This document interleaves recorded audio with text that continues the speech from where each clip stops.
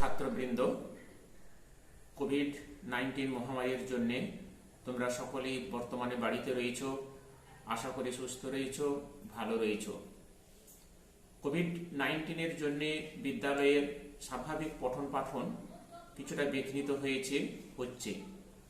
সেই জন্য বিদ্যালয়ের প্রচেষ্টায় কিছু কিছু ক্ষেত্রে অনলাইন ক্লাসের ব্যবস্থা করা হয়েছে।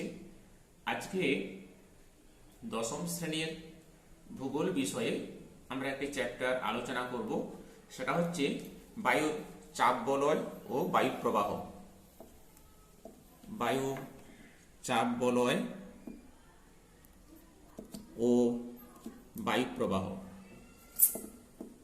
বায়ু প্রবাহ,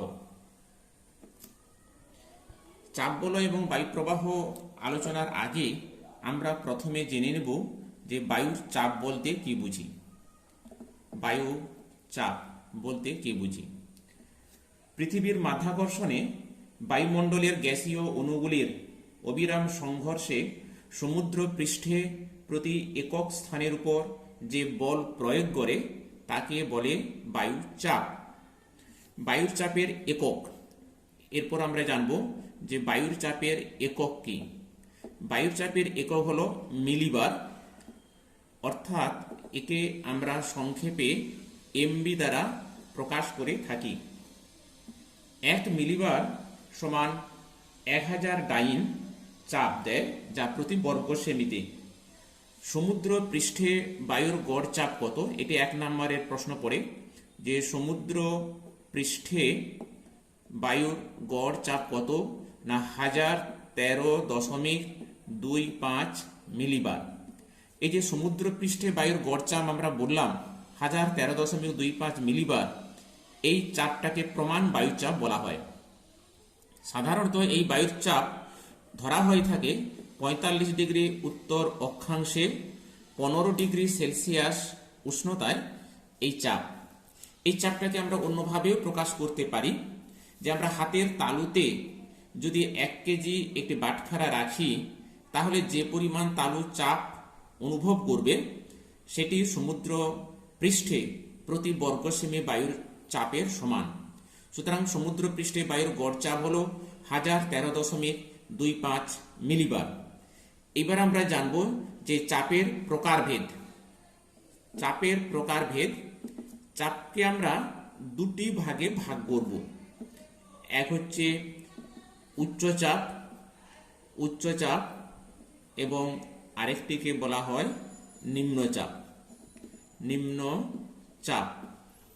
উচ্চচাপ ধরা হয়ে থাকে সমুদ্র পৃষ্ঠে যে গড় চাপ বলা হলো যে 1013.25 মিলিবার, তার চাইতে যদি চাপের পরিমাণ বেশি হয় তখন আমরা বলবো বায়ুমণ্ডলে উচ্চচাপের সৃষ্টি হয়েছে। অপরদিকে যদি 1013.25 মিলিবারের কম চাপ ব্যারোমিটারে ধরা পড়ে, তখন সেই স্থানটিতে নিম্ন চাপের সৃষ্টি হয়েছে বলে আমরা ধরব। যদিও উচ্চচাপ এবং নিম্নচাপ এইভাবে সুনির্দিষ্ট কোনো মাপকাঠি নেই, পাশাপাশি দুটি অঞ্চলের উপর সৃষ্ট চাপের পার্থক্যই দুটি উচ্চচাপ এবং নিম্নচাপ মোটামুটি সৃষ্টি করে থাকে। বায়ুর চাপের একটি গুরুত্বপূর্ণ দিক হলো যে চাপের পার্থক্য হলেই বায়ুমণ্ডলে বায়ু প্রবাহিত হয়। সুতরাং বায়ু প্রবাহের মূল কারণ হলো চাপের পার্থক্য। বায়ু সাধারণত উচ্চচাপ অঞ্চল থেকে নিম্নচাপ অঞ্চলের দিকেই প্রবাহিত হয়ে থাকে। এবার আমরা জানব যে বায়ুর চাপ কোন যন্ত্রের সাহায্যে আমরা পরিমাপ করে থাকি। তাহলে বায়ুর চাপ পরিমাপক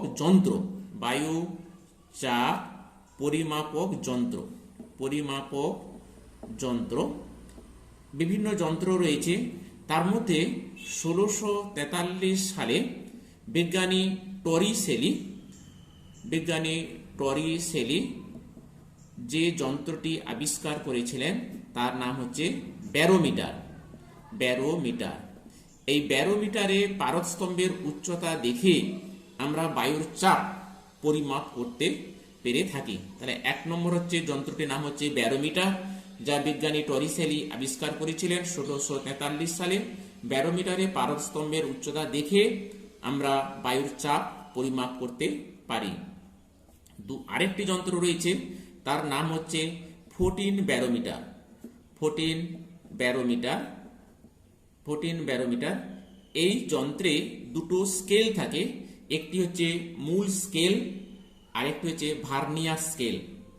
মূল স্কেলের সাথে ভার্নিয়ার স্কেল যে স্থানে মিলিত হয়, সেই মিলন স্থানের ব্যারোমিটারে যে রিডিংটা থাকে সেটা দেখে আমরা বায়ুর চাপটা নির্ণয় করতে পারি। এটি সহজে এবং নিখুঁতভাবে আমরা রিডিং নিতে পারি। আরেকটি যন্ত্র রয়েছে, তার নাম হচ্ছে অ্যান্ড্রয়েড ব্যারোমিটার। অ্যান্ড্রয়েড ব্যারোমিটার এই যন্ত্রটি আকারে ছোট এবং সহজে বহন করে নিয়ে যাওয়া যায়, সেই জন্য বাড়িতে, নৌকোয় এবং ছোট বিমানে এই যন্ত্র ব্যবহার করা হয়। এই ব্যারোমিটারে কোনো তরল থাকে না। ফরাসি বিজ্ঞানী এলভিদি এটি আবিষ্কার করেছিলেন। এছাড়া আরেকটি রয়েছে যে অল্টিমিটার ব্যারোমিটার। এটি এমন একটি ব্যারোমিটার যা উচ্চতার পার্থক্যে বায়ুর চাপের যে পার্থক্য হয় তা এই যন্ত্রের সাহায্যে পরিমাপ করা হয়ে থাকে। আমরা জানি যত উপরের দিকে যাওয়া যায় বায়ুর চাপের পার্থক্য হয়।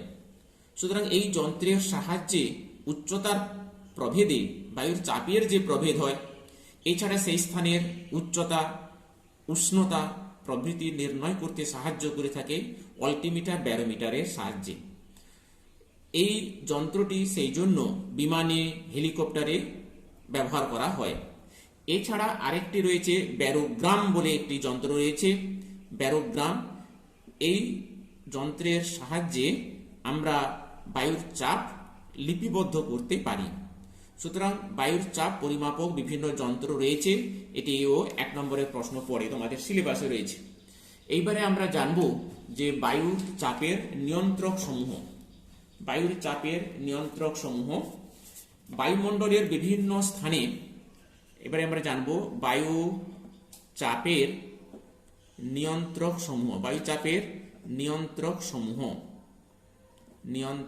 সমূহ। বায়ুমণ্ডলে বায়ুর চাপের পরিমাণ যেমন সারা বছর সমান থাকে না, দিনের ভিন্ন সময়েও একই থাকে না, আবার ঋতুভেদে এর প্রভেদও হয়। সুতরাং চাপের পার্থক্য আমরা লক্ষ্য করে থাকি। সেই যে পার্থক্যের জন্য পার্থক্য হয়, কতগুলো নিয়ন্ত্রণের দ্বারা সেগুলো নিয়ন্ত্রিত হয়। আমরা একে একে সেই নিয়ন্ত্রকগুলো সম্পর্কে বর্তমানে আলোচনা করব।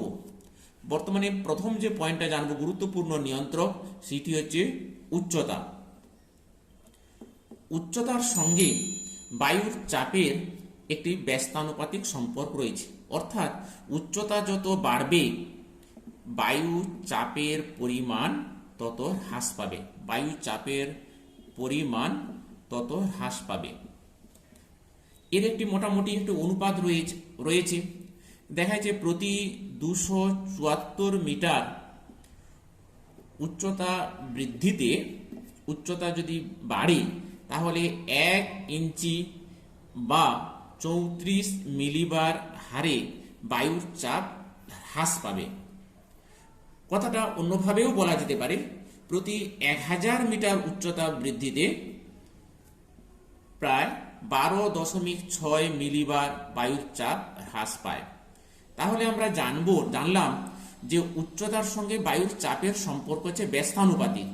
উচ্চতা যদি বাড়ে বায়ুর চাপ হ্রাস পাবে। মনে রাখতে হবে কি হারে হ্রাস পায়। 274 মিটার উচ্চতাতে মোটামুটি 34 মিলিবার হারে বায়ুর চাপ হ্রাস পায়। এই জন্য আমরা যখন পার্বত্য অঞ্চলে যাই সেখানে বায়ুর চাপের পরিমাণটা অনেকটা কম হয়। তুলনামূলকভাবে সমভূমি অঞ্চলে বা সমুদ্র পৃষ্ঠে বায়ুর চাপ অনেকটা কম হয়ে থাকে। ঘুরে কথাটা এভাবেও বলা যেতে পারে, বায়ুমণ্ডলের গভীরতা যেখানে যত বেশি হবে চাপের পরিমাণ তত বেশি হবে। এই জন্য সমুদ্র পৃষ্ঠে বায়ুর গড় চাপ সবচাইতে বেশি হয়। দ্বিতীয় যে পয়েন্টটা আমরা জানবো সেটি হচ্ছে উষ্ণতা। উষ্ণতা বায়ুর চাপের একটি গুরুত্বপূর্ণ নিয়ন্ত্রক। এক্ষেত্রেও উষ্ণতা যদি বাড়ে, বায়ুমণ্ডলের তাপমাত্রা যদি বাড়ে, তাহলে বায়ুর চাপ হ্রাস পায়। তাহলে উষ্ণতার সঙ্গে বায়ুর চাপেরও সম্পর্ক ব্যস্তানুপাতিক। যে কেন না, যেহেতু উষ্ণতা, যখন কোনো বায়ু উষ্ণ হয়, সেই বায়ু হালকা ও লঘু হয়ে উপরের দিকে উঠে যায়, প্রসারিত হয়, তার ঘনত্ব কমে যায়, স্বাভাবিকভাবে তখন চাপের পরিমাণ হ্রাস পায়। অন্যভাবে কথাটা এভাবে বলা যেতে পারে, বায়ুমণ্ডলের কোনো স্থানে উষ্ণতা যদি হ্রাস পায়, তাহলে বায়ুর চাপ বৃদ্ধি পাবে। আমরা জানি যে নিরক্ষীয় অঞ্চলে, অর্থাৎ নিরক্ষরেখার উভয় দিকে 5 ডিগ্রি থেকে 10 ডিগ্রি অক্ষাংশ জুড়ে সারা বছর বায়ুমণ্ডলের গড় তাপমাত্রা থাকে প্রায় 27 ডিগ্রি সেলসিয়াস। এই জন্য নিরক্ষীয় অঞ্চলের বায়ু উষ্ণ, সেই উষ্ণ বায়ু উপরের দিকে উঠে যায়। এটা আমরা পরে আবার জানবো। নিরক্ষীয় অঞ্চলের উষ্ণ বায়ু উপরের দিকে উঠে গিয়ে প্রসারিত হয় এবং হালকা হওয়ার জন্যে উপর দিকে উঠে গিয়ে তাপ বিকিরণ করে শীতল ভারী হয়ে উভয় ক্রান্তীয় অঞ্চলে অবতরণ করে। এই জন্য নিরক্ষীয় অঞ্চলে সারা বছর ধরে নিম্নচাপ বিরাজ করে থাকে এবং মেরু অঞ্চলে সূর্যরশ্মি তির্যকভাবে পড়ে বলে সেখানে তাপমাত্রা পরিমাণ কম হয়। সেই জন্যই মেরু অঞ্চলে সারা বছর ধরে উচ্চচাপ বিরাজ করে থাকে। শীতল বায়ু ভারী, তার ঘনত্ব বেশি, সেই জন্য মেরু অঞ্চলে ঘনত্ব বেশি হওয়ার জন্যে বায়ুর চাপও বেশি দেয়। এই জন্য মেরু অঞ্চলে উচ্চচাপ এবং নিরক্ষীয় অঞ্চলে নিম্নচাপের সৃষ্টি হয়েছে। সুতরাং উষ্ণতার পার্থক্য যেহেতু ঋতুভেদে, অর্থাৎ গ্রীষ্মকালে এবং শীতকালে লক্ষ্য করা যায়, সেই জন্য ঋতুভেদে চাপেরও পার্থক্য হয়ে থাকে। এক্ষেত্রে আমরা এটা জানলাম যে মেরু অঞ্চলে উচ্চচাপ, নিরক্ষীয় অঞ্চলে নিম্নচাপের সৃষ্টি হয়। 3 নম্বর যে পয়েন্টটা আমরা জানব সেটি হচ্ছে জলীয় বাষ্প। জলীয় বাষ্প কি? সূর্যের তাপে বায়ুমণ্ডলের জলরাশি যখন বাষ্পে পরিণত হয়, তখন তাকে বলা হয় জলীয় বাষ্প, অর্থাৎ জলের বাষ্পীভূত অবস্থা। এটাও আমরা সকলে জানি যে জলীয় বাষ্প বিশুদ্ধ বায়ুর তুলনায় হালকা। সেই জন্য বায়ুমণ্ডলে যখন জলীয় বাষ্পের পরিমাণের আধিক্য লক্ষ্য করা যাবে, তার চাপের পরিমাণ তত কম হবে। সারা বছর ধরে ঋতু যেহেতু একই থাকে না, পার্থক্য হয়। যেমন বর্ষাকালে বাতাসে জলীয় বাষ্পের পরিমাণ বেশি থাকে, গ্রীষ্মকালে উষ্ণতার পরিমাণ অধিক থাকে বলে বেশি পরিমাণ জল বাষ্পে পরিণত হয়, অর্থাৎ গ্রীষ্মকালে এবং বর্ষাকালে বাতাসে অধিক জলীয় বাষ্প থাকে বলে বায়ুমণ্ডলে নিম্নচাপের সৃষ্টি হয়ে থাকে। অপরদিকে শীতকালে বাতাস শুষ্ক হয়, শুষ্ক বাতাস জলীয় বাষ্পবিহীন ভারী হয়, সেই জন্য শীতকালে জলীয় বাষ্পের স্বল্পতা হেতু বায়ুমণ্ডলে উচ্চচাপের সৃষ্টি হয়ে থাকে। তাহলে জলীয় বাষ্প যেহেতু সারা বছর সমান থাকে না, ঋতুভেদে এর পার্থক্য হয়ে থাকে, সেই জন্যে চাপের পার্থক্য হয়ে থাকে। জলীয় বাষ্পের প্রভেদে বায়ুর চাপের পার্থক্য হয়। 4 নম্বর পয়েন্টটা আমরা জানবো কি না, পৃথিবীর আবর্তন গতি। পৃথিবীর আবর্তন গতি, এর সঙ্গে চাপের একটি সম্পর্ক রয়েছে।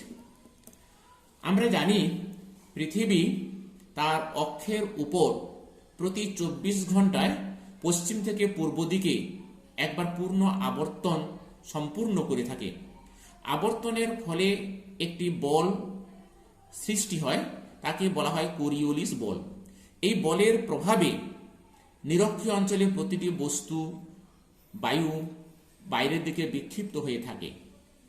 অপরদিকে মেরু অঞ্চলে পৃথিবীর আবর্তনের গতিবেগ সবচেয়ে কম হয়, সেই জন্য মেরু অঞ্চলে শীতল ভারী বায়ু কোনো দিকে বিক্ষিপ্ত হয় না। সুতরাং পৃথিবীর আবর্তনের গতিবেগ যেখানে বেশি, সেখানে বায়ু বাইরের দিকে বিক্ষিপ্ত হয় বলে সেখানে চাপের পরিমাণটা কমে যায়। আবার অপরদিকে এই বিক্ষিপ্ত হওয়া বায়ু উভয় ক্রান্তীয় অঞ্চলে 25 ডিগ্রি থেকে 35 ডিগ্রি অক্ষাংশ বরাবর উপর থেকে নিচের দিকে অধোগমন করে বলে বা নিচের দিকে নেমে আসে বলে সেখানে চাপের পরিমাণটা বেশি হয়। দুই ক্রান্তীয় অঞ্চলে দুটি উচ্চচাপ অঞ্চলের সৃষ্টি হয় বা বলয়ের সৃষ্টি হয় তাকে বলা হয় ক্রান্তীয় উচ্চচাপ বলয়। উত্তর গোলার্ধে এর নাম কর্কটীয় উচ্চচাপ বলয়, দক্ষিণ গোলার্ধে মকরক্রান্তি রেখার কাছাকাছি একে বলা হয় মকরীয় উচ্চচাপ বলয়। অপরদিকে মেরু অঞ্চলে আবর্তন গতিবেগ সবচাইতে কম, এই জন্য মেরু অঞ্চলে শীতল বায়ু কোনো দিকে বিক্ষিপ্ত হয় না, সেই জন্য মেরু অঞ্চলে সারা বছর ধরে উচ্চচাপের সৃষ্টি হয়েছে। 5 নম্বর পয়েন্ট হচ্ছে পৃথিবীর জলভাগ ও স্থলভাগের বন্টন। পৃথিবীর জলভাগ ও স্থলভাগের বন্টন। জলভাগ ও স্থলভাগের বন্টন। আমরা যদি পৃথিবীর মানচিত্র লক্ষ্য করে থাকি তাহলে উত্তর গোলার্ধে স্থল এবং জল পাশাপাশি অবস্থান করে থাকে, অপরদিকে দক্ষিণ গোলার্ধের বিস্তীর্ণ অঞ্চল জুড়ে জলভাগের পরিমাণটা বেশি থাকে। প্রকৃতিগত কারণের জন্যে দিনের বেলায় সূর্যের উপস্থিতিতে স্থলভাগ তাড়াতাড়ি উত্তপ্ত হয় এবং তাড়াতাড়ি শীতলও হয়, অপরদিকে জলভাগ দেরি করে উত্তপ্ত হয় এবং দেরি করে শীতলও হয়। সেই জন্য দিনের বেলায় স্থলভাগের উপরে নিম্নচাপের সৃষ্টি হয় এবং রাত্রিবেলায় উচ্চচাপের সৃষ্টি হয়, এবং বিপরীতভাবে জলভাগের উপরে এর বিপরীত অবস্থা লক্ষ্য করা যায়।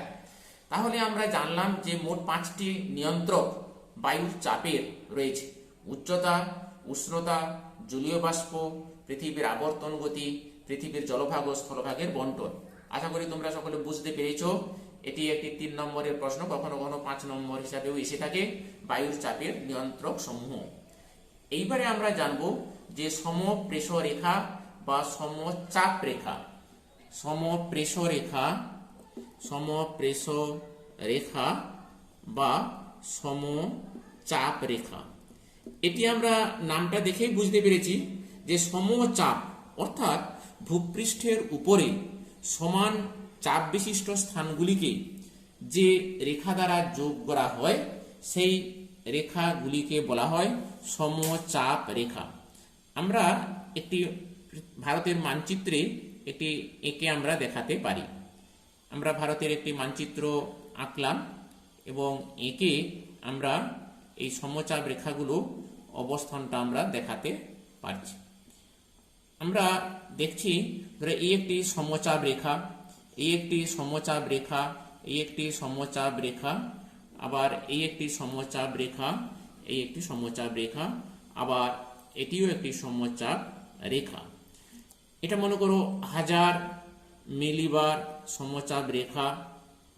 এটি ধরলাম 990 মিলিবার সমচাপ রেখা, 980 মিলিবার সমচাপ রেখা, 970 মিলিবার, 960 মিলিবার, 950 মিলিবার, আবার এটিও দেখলাম 950 মিলিবার সমচাপ রেখা, 950 মিলিবার সমচাপ রেখা। তাহলে দেখতে পেলাম এই যে একটি সমচাপ রেখা 970, অর্থাৎ এই রেখাটি যে সমস্ত স্থান, যে সমস্ত অঞ্চলের উপর দিয়ে গেছে প্রত্যেকটি স্থানের বায়ুর গড় চাপের পরিমাণ 970 মিলিবার। আবার এখানে একটা দেখছি জম্মু কাশ্মীরের উপর দিয়ে একটি রেখা গিয়েছে, তারপরে নেপাল, চীনের উপর দিয়ে, আবার সিকিম, অরুণাচল প্রদেশ, আসামের উপর দিয়ে একটি সমচাপ রেখা গেছে 950 মিলিবার রেখা, সমচাপ রেখা।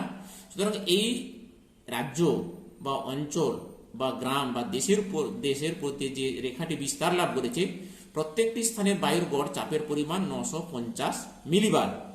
তবে এই সমচাপ রেখা আঁকার জন্যে যেহেতু উচ্চতার প্রভেদে চাপের পার্থক্য হয়, সেই জন্য প্রত্যেকটি স্থানের বায়ুর চাপকে সমুদ্র সমতলে কনভার্ট করে পরিবর্তিত করে সমচাপ রেখাটি অঙ্কন করা হয়।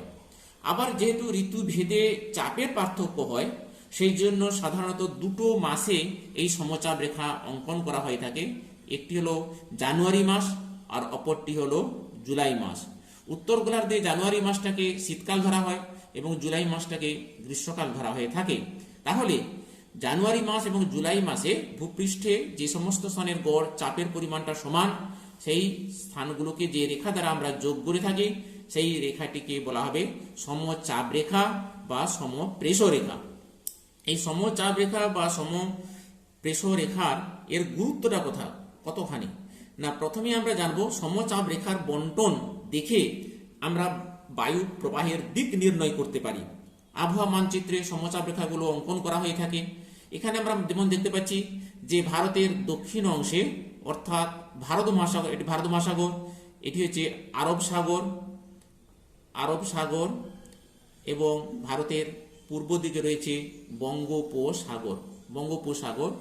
দেখা যাচ্ছে ভারত মহাসাগর উপরে চাপের পরিমাণটা বেশি 1000 মিলিবার এবং ভারতের উত্তর অংশে 950 মিলিবার, তুলনামূলকভাবে চাপের পরিমাণটা কম। পার্থক্য কত? 50 মিলিবার। 1000 মিলিবার বিযুক্ত 950 মিলিবার, তার দুটো অঞ্চলের মধ্যে চাপের পার্থক্য 50 মিলিবার। তাহলে স্বাভাবিকভাবে বাতাস উচ্চচাপ অঞ্চল থেকে নিম্নচাপ অঞ্চলের দিকে প্রবাহিত হয়, অর্থাৎ দক্ষিণ থেকে উত্তর দিকে বাতাস প্রবাহিত হয়। হ্যাঁ, তাহলে আমরা সমচাপ রেখার বন্টন বা অবস্থান দেখে বায়ু প্রবাহের দিক নির্ণয় করতে পারি। এক্ষেত্রে দক্ষিণ থেকে উত্তর দিকে বাতাস প্রবাহিত হচ্ছে, 1 নম্বর গুরুত্ব। 2 নম্বর হচ্ছে বাতাস কতটা জোরে প্রবাহিত হবে তা নির্ণয় করে থাকে, তা নির্ণয়িত হয়ে থাকে কি না দুটো সমচাপ রেখার মধ্যে যে ডিফারেন্সটা, গ্যাপটা কতটা। যদি দুটো সমচাপ রেখার মধ্যে দূরত্ব বেশি হয় সেখানে বাতাস মৃদু গতিতে প্রবাহিত হবে। অপরদিকে দুটি ভিন্ন সমচাপ রেখা যদি কাছাকাছি অঞ্চলের উপর দিয়ে বিস্তার লাভ করে থাকে সেখানে বায়ুর চাপের ঢাল বেশি হয় এবং বাতাস জোরে প্রবাহিত হয়। যেহেতু স্থলভাগের উপরে প্রকৃতিগত কারণের জন্যে ভূমিরূপের পার্থক্য হয়ে থাকে, সেই জন্যে স্থলভাগের উপরে সমচাপ রেখাগুলো আঁকাবাঁকা অবস্থায় বিরাজ করে থাকে এবং দক্ষিণ গোলার্ধে জলভাগের বিস্তার বেশি বলে সমচাপ রেখাগুলি দূরে দূরে থাকে বলে সেখানে বাতাস ধীর গতিতে প্রবাহিত হয়। সমচাপ রেখা থেকেই আমরা আবহাওয়ার পূর্বাভাস দিতে পারি। বাতাস কত জোরে প্রবাহিত হবে, কি আস্তে প্রবাহিত হবে, নিম্নচাপ সৃষ্টি হয়েছে কিনা, এই বিষয়গুলো সমচাপ রেখার অবস্থান বা বন্টন দেখে আমরা বুঝতে পারি বা বলতে পারি। এবার হচ্ছে সমচাপ রেখার বৈশিষ্ট্য। সমচাপ রেখার বৈশিষ্ট্যটা কি না, সমচাপ রেখা হচ্ছে সমান চাপ বিশিষ্ট স্থানগুলিকে যোগ করব। তাহলে এর বৈশিষ্ট্য হচ্ছে কিনা সমচাপ রেখাগুলো এখানে আমরা দেখছি পূর্ব পশ্চিমে বিস্তৃত। কেন পূর্ব পশ্চিমে বিস্তৃত হয় না, সমষ্ণ রেখাকে অনুসরণ করে থাকে। সমষ্ণ রেখা এটা আমরা আগে জেনেছি যে সমান উষ্ণতা বিশিষ্ট স্থানকে যে রেখা দ্বারা যোগ করা হয়। সমষ্ণ রেখা আবার কাকে অনুসরণ করবে না, অক্ষরেখা বা সমাক্ষরেখাকে। যেহেতু অক্ষরেখাগুলি পৃথিবীতে বিস্তার লাভ করেছে পূর্ব পশ্চিমে এবং পূর্ণ বৃত্তাকারে অবস্থান করে থাকে, একই অক্ষরেখাতে তাপমাত্রার পরিমাণটা সমান হয়ে থাকে। অক্ষরেখার পার্থক্যে তাপমাত্রার পার্থক্য হয়, সেই জন্যে সমাক্ষরেখাকে অনুসরণ করে থাকে সমচাপ রেখা। তাহলে 1 নম্বর বৈশিষ্ট্য হচ্ছে কি না, অক্ষরেখার সমান্তরালে সমচাপ রেখাগুলি বিস্তার লাভ করে থাকে। অক্ষরেখার সমান্তরালে সমচাপ